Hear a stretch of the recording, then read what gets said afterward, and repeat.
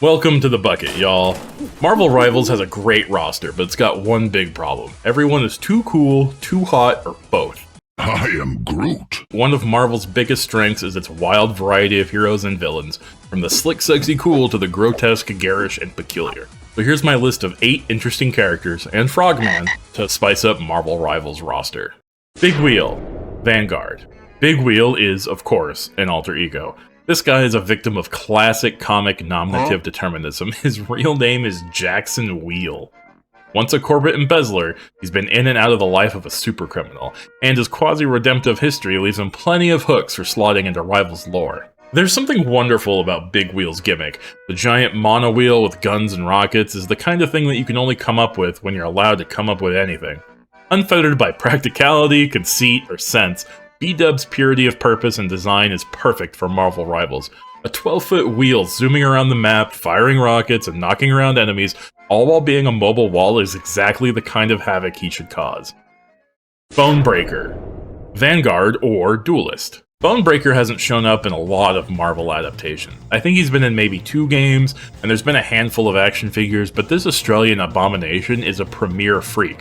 A classic Mad Max reject you'd expect to show up in, like, a sleazy Italian ripoff. He's got treads for legs, and his form implies his function perfectly. And as far as his abilities are concerned, he's got extra durable cybernetic skin, and his tread leg chassis thing contains a multitude of mayhem-making munitions, so he can go nuts trampling on squishies while firing weapons in random directions as God intended.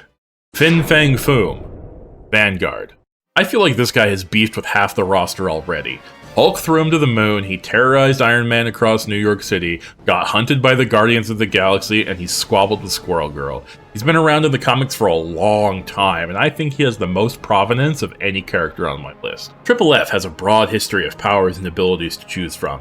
Spraying acid, possession, area-denying breath attacks, flight, even down to just being a huge friggin' guy.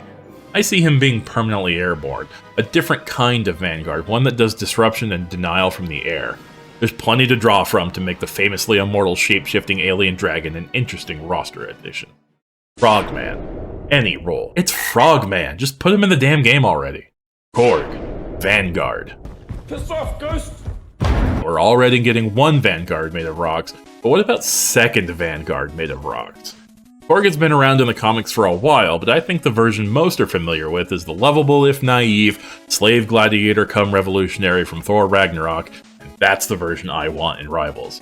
And not only for his sweet Kiwi accent and array of martial proficiencies, he'd be a package deal with Meek, his insect buddy with a kick-ass robot skeleton.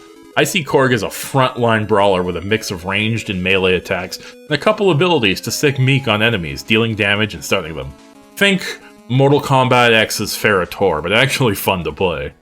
Lockjaw, Strategist. I have this vision of Marvel Rivals adding enough animal characters to fill out a full team, and giving them all synergies with one another.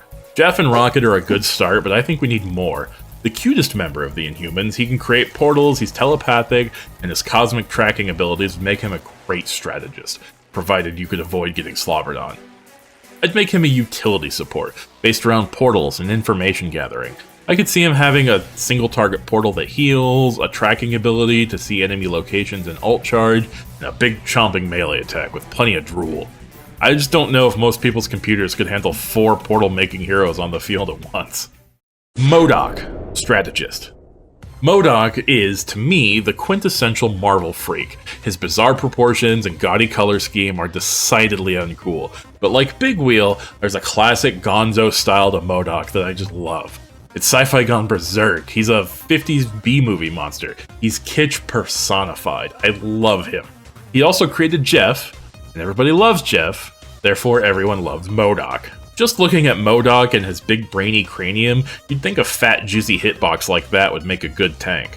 But I think Marvel Rivals has the potential for breaking out of the aesthetic trappings of your typical trifecta. His power set includes telepathy, force fields, and traditional munitions built into his hover throne, as well as a personal army at his command. I can see him easily being the most complex strategist in the game with a high skill ceiling. Shumagorath, Duelist. While Shumagorath has your kind of classic tentacle monster look about it, it's really a lot more. A great old one with roots in both Marvel and the Conan universes, it possesses a near infinite level of power, bordering on omnipotence. But given Rival's ethos on bringing in alternate versions of characters that are all sort of balanced against one another, having yet another god on the roster shouldn't be a problem. What Shumagorath's inclusion represents to me is possibility. Like its inclusion in the Marvel vs. Capcom games, the devs would be free to make up just about whatever they wanted.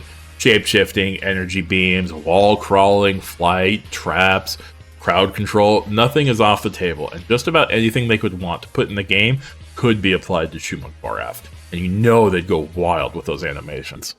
Spiral. Duelist.